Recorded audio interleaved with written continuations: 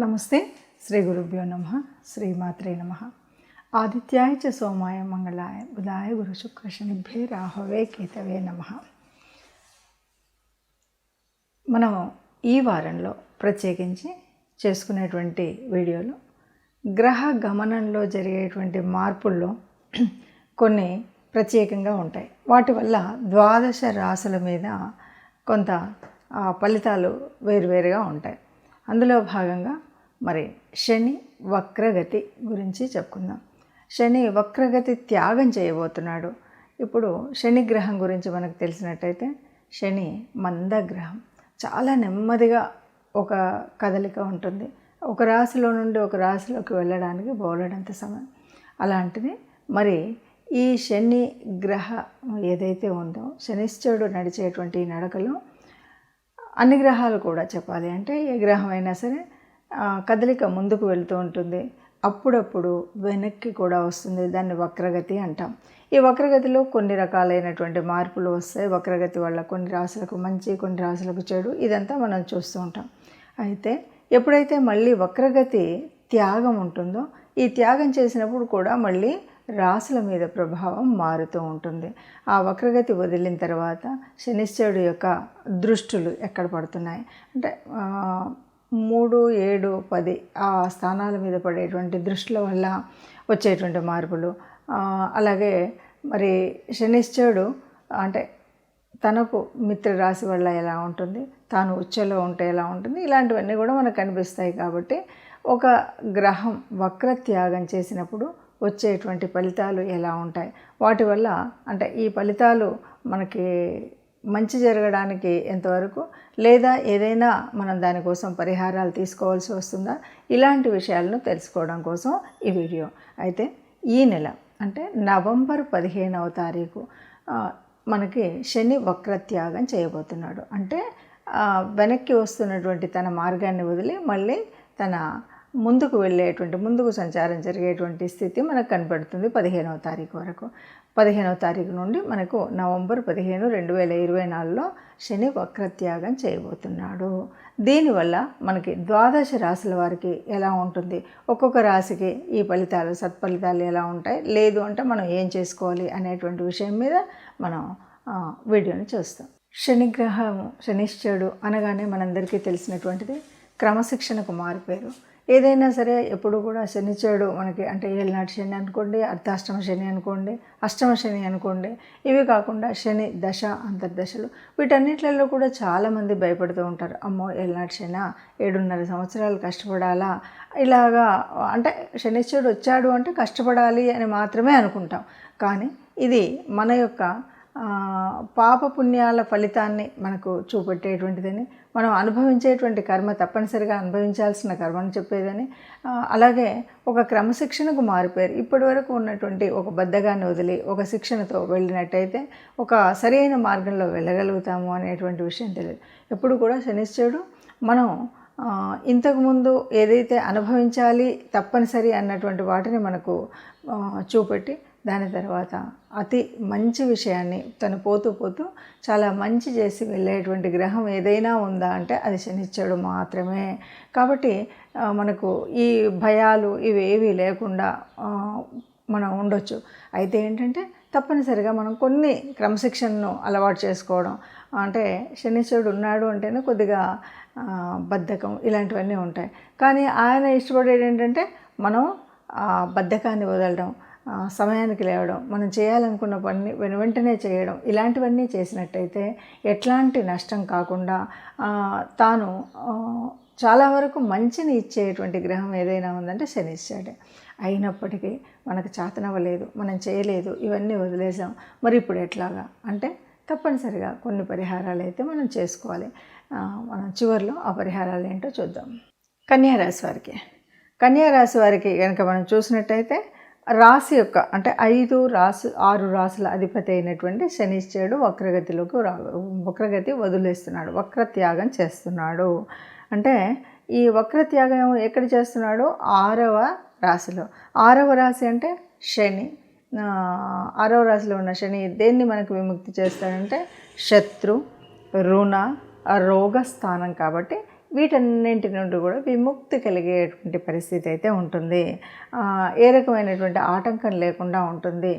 శత్రువులు ఎవరూ లేకుండా శత్రువులు తగ్గిపోయేటువంటి పరిస్థితి ఉంటుంది. ఆరోగ్యం బాగుపడుతుంది. ఇక మనం ఆలోచిస్తే ఇప్పుడు ఇంతవరకు అంటే నవంబర్ 15 వక్రత్యాగం చేసిన తర్వాత మనకి ఎలా ఉంటుంది అంటే కష్టపడితే ఫలితం అయితే తప్పకుండా ఉంటుంది. అంటే ఉద్యోగాల కోసం ప్రయత్నం చేస్తే చాలా చక్కగా ఫలితం ఉంటుంది. కాకపోతే ఒక్క విషయం, ఎవరైనా ఉద్యోగం చేస్తున్నటువంటి వాళ్ళు కానీ ఉద్యోగం వచ్చేటువంటి వాళ్ళు కానీ దూర ప్రాంతానికి వెళ్ళేటువంటి అవకాశం ఉంటుందంటే ఉద్యోగరీత్యా. అట్లాగే శత్రు రుణ రోగాలు అనేటువంటివి లేకుండా ఆరోగ్యం ఇప్పటి వరకు ఏదైనా సానుకూలత లేకున్నట్టయితే ఆరోగ్యం బాగుపడేటువంటి అవకాశం ఉంటుంది. ఇక 6వ స్థానం అంటే ఇంకా కోర్టులకు వీటికి సంబంధించినటువంటి విషయాలు కూడా ఉంటాయి. కాబట్టి కోర్టు సమస్యల్లో ఏదైనా కోర్టులో ఇప్పటికే కేసులు ఉన్నటువంటి వారికి విజయం పొందేటువంటి అవకాశం ఉంటుంది. అలాగే పోలీస్ స్టేషన్లలో ఒక్కొక్కసారి కేసులు ఉంటాయి, అలాంటివన్నీ కొట్టివేసేటువంటి అవకాశం అయితే ఉంటుంది. అంటే మీ పైన కేసు లేదు అని కొట్టివేసేటువంటి ఫలితం అయితే ఉంటుంది. శత్రు విజయం కూడా జరుగుతుంది. అంటే మనకు బాగా విపరీతమైనటువంటి శత్రుత్వంతో మనం కోర్టుల వరకు వెళ్ళినటువంటి ఉంటే వాళ్ళపైన మనకు విజయం జరుగుతుంది. అలాగే ఇంటి దగ్గర కానీ ఆఫీస్ దగ్గర కానీ మనం పనిచేసేటువంటి వ్యవహారం దగ్గర కానీ పూర్తి సహకారము, విశ్వాసము, శాంతి లభిస్తాయని చెప్పచ్చు. ఇక స్టాక్ మార్కెట్లలో ఎవరైనా పెట్టుబడులు పెడితే చాలా చక్కటి మంచి ఫలితాలు వస్తాయని చెప్పొచ్చు. అట్లాగే ఇంకా చెప్పాలి అంటే అన్ని విషయాల్లో కూడా అధిక లాభం అయితే ఉంటుంది. ఇక సంతానం కోసం లేనటువంటి వాళ్ళు, సంతానం కోసం ప్రయత్నం చేసేటువంటి వాళ్ళు చక్కగా ప్రయత్నం చేసుకునేటువంటి అవకాశం అంటే నేటున్నటువంటి కాలంలో సంతానం అనేటువంటిది ఒక వరం అయితే సంతానం కలగకుండా ఉండేటువంటి వాళ్ళని చాలామంది చూస్తున్నాం ఆరోగ్యరీత్యా మరి పరిస్థితులు. అలాంటప్పుడు ఐవీఎఫ్లకు వెళ్ళడం ఇలాంటివన్నీ చేస్తున్నారు. కాబట్టి ఇలాంటి మీ అనుకూలమైనటువంటిది ఏదైనా చేయొచ్చు. ఇంతేకాదు ఈ వక్రత్యాగం తర్వాత మంచి శుభసూచకమైనటువంటి విషయం ఏంటంటే చక్కగా దేవాలయాల దర్శనం, తీర్థయాత్రలు, ఆధ్యాత్మిక మార్గంలో ప్రయాణం చేయడానికి చక్కగా ఇష్టపడతారనమాట.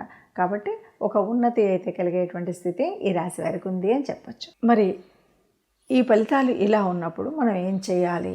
ఇది తప్పనిసరిగా ద్వాదశ రాశుల వాళ్ళు ఆలోచించాలి. ఏ రాశికి ఆ రాశి మనం వాటి గురించి ఆలోచిస్తూ మనం ఎలాంటి పరిహారం చేసుకోవాలి అని. ఇక్కడ బాగా అంటే ఈ మిగతా గ్రహాలకు వీటికి సంబంధం లేకుండా ఒక విషయాన్ని అయితే చెప్పచ్చు.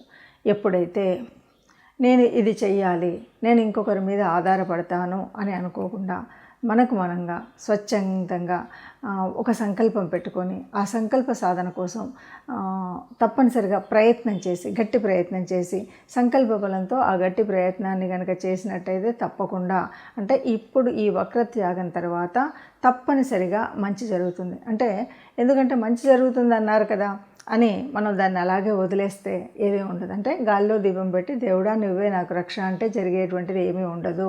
మరి ఎప్పుడు జరుగుతుంది మంచి అంటే ఇప్పుడు నాకు ఉద్యోగం లేదు, పోతూ ఉద్యోగం ఇస్తాడు శనిశ్చరుడు అని అందరూ అన్నారు కాబట్టి ఇంకా నాకు రాలేదు, లేకపోతే నాకు వివాహం కాలేదు, ఇలాంటి ప్రశ్నలు మనకు చాలా ఎదురవుతూ ఉంటాయి. చాలామంది ఆలోచనలు కూడా అలా ఉంటాయి.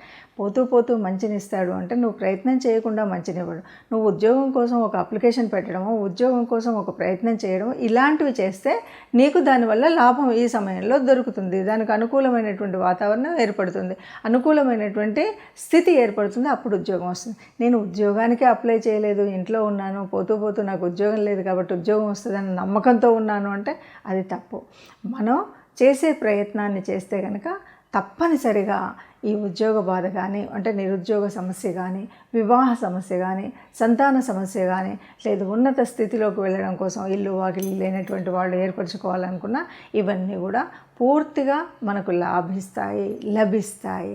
ఎలా అంటే మనం ప్రయత్నం చేయాలి. అంటే ఈ కాలంలో మనం తప్పనిసరిగా నాకు రాదులే, నేను ఇన్ని రోజులు ప్రయత్నం చేసినా రాలేదు కదా అనేటువంటి భావన కాకుండా ఎందుకు రాదు అనేటువంటి భావనతో తప్పనిసరిగా గట్టి సంకల్పంతో ప్రయత్నం చేస్తే అందరికీ మంచి జరుగుతుంది. దీనివల్ల ఎవరికి ఏ రకమైనటువంటి నష్టం రాదు. దేవుడు భగవంతుడు ఆ గ్రహ స్థితిలో మనం ఆలోచించినట్టయితే శనిశ్చరుడు మనకి క్రమశిక్షణను నేర్పి వెళ్తాడు. క్రమశిక్షణలో ఉంటే కష్టాలు తొలగిస్తాడు. ఇది గుర్తుపెట్టుకుంటే చాలండి, మనకు అన్ని పరిహారాలు దొరికినట్టే. ఇక ఇందులో భాగంగా తప్పనిసరిగా శనిశ్చరుడికి శనివారాలు కానీ, లేదు అంటే శనివారం రోజు గోగ్రాసాన్ని అందజేయడం కానీ, అదే కుదరలేదు అంటే ఎవరైనా కార్మికులు ఉంటారు కదా, వాళ్ళకి మీకు తోచినంత ఇవ్వగలిగినంత దానాన్ని కనుక ఇచ్చినట్టయితే, అంటే వాళ్ళకి తినడం కోసం ఆ రోజు కానీ, ఏదో వస్త్రదానం కానీ, ఇలాంటివి ఏదైనా చేసినట్టయితే అన్నీ మంచి జరుగుతాయి. ముఖ్యంగా గోశాలకు వెళ్ళగలిగితే సంతోషం. వెళ్ళలేనటువంటి వారు కనీసం దేవాలయానికి వెళ్ళిన శివాభిషేకం చేయించుకోవడం అనేటువంటిది ఒక మంచి ఆలోచన. కాబట్టి అభిషేకమైనా చేయించుకోండి, గోగ్రాసమైనా ఇవ్వండి, లేదంటే మన దగ్గర మనకు కనిపించేటువంటి కార్మికులు ఎవరైతే ఉన్నారో వీళ్ళకి మీరు కావాల్సినట్టుగా, అంటే ఆహారం ఇవ్వడమో వస్త్రం ఇవ్వడమో లాంటివి చేసినట్టయితే మనకున్న దోషాలన్నీ పోయి అంతా కూడా శుభం కలుగుతుంది. అందరూ సుఖంగా ఉండాలని, అందులో మనం ఉండాలని సర్వే జనా సుఖినో భవంతు.